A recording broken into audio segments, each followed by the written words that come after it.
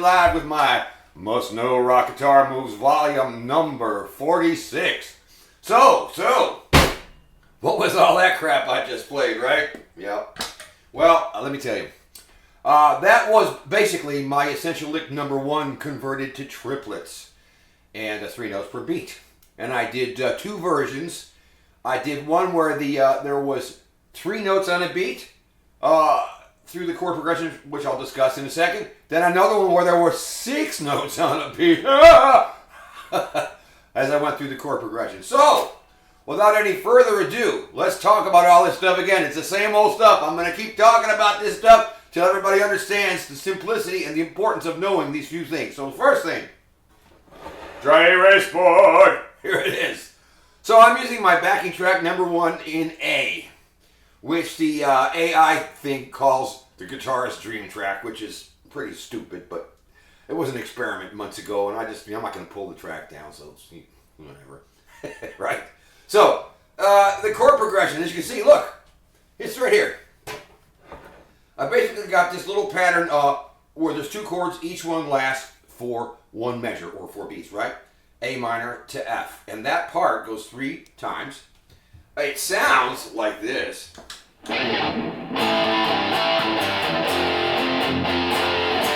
Times 3.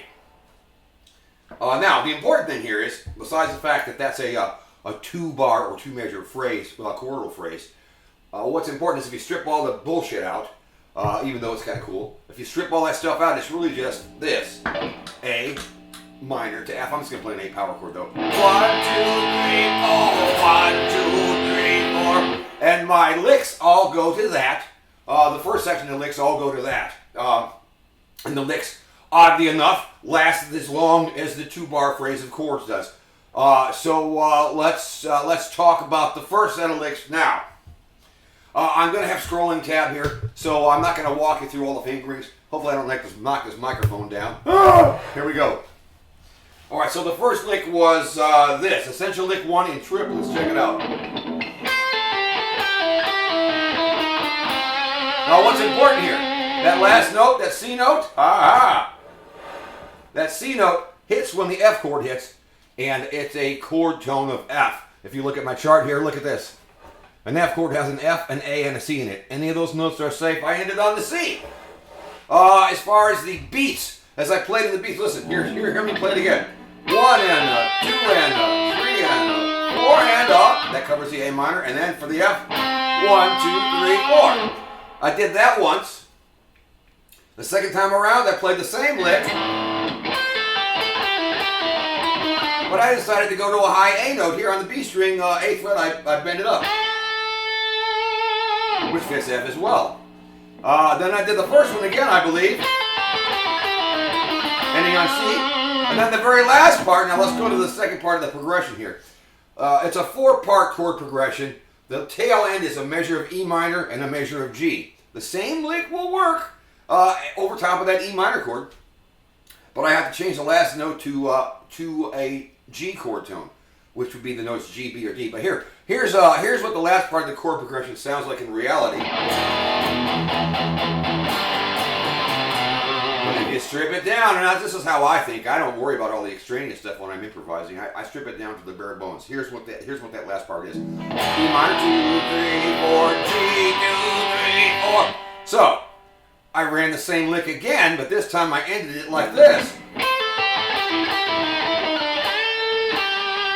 and a, 2 and a, 3 and a, 4 and a. Then I pushed up past the G. I left the lick the same, but I resolved it to a G note, chord tone for G. 1 and a, 2 and a, 3 and a, 4 and a, 1, 2, 3, 4. Otherwise it would sound out of key.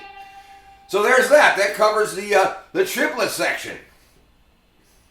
Then, for a giggle, I did basically the same thing again over the same chords. Only this time I played sextuplets. And so there's 6 notes on a beat. And if I remember right, I tried to keep it simple, and I think the first lick was this. There's the first beat. Second beat. And then I ended it on an A. On the D string 7.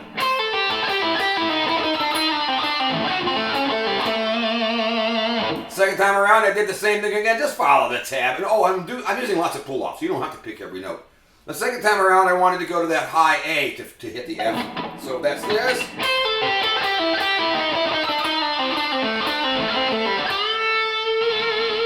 Third time around, I did the first one again, ending on the A string there. The D string 7.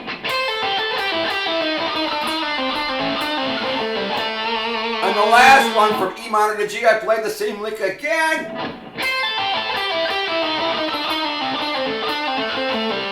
But then I ended up on the B string 8, bent up, and then released to a G note, which fits the G chord. So there it is. So the main points here, I think, again, are, it takes more than just learning a lick and hoping you can splatter it over some chords and sound good. You have to know what the chords are underneath, and when that lick ends, or anytime you have a note that lingers in the midst of the lick, whether it's at the end or somewhere else, that lingering note, most of the time, 90% of the time, 99% of the time, should be a chord tone. Otherwise, it's going to sound like shit. And I don't want anybody to sound like shit. I hate when I sound like shit, so if I can prevent you from sounding like shit, I've done my job. All right, so it's me, the Rock Doctor. Don't forget to like, share, subscribe, leave a comment, and don't order me any of that pizza from the vending machines. They're terrible. They're overpriced and they've got all these fancy toppings, but it's all BS. It's like a $5 frozen pizza, the worst one you could get like at a 7-Eleven. That's what it is, but it's like 12 bucks. Holy God. So anyway, don't do that. Don't even try that shit. All right, I love you guys. I'm out of here. Bye.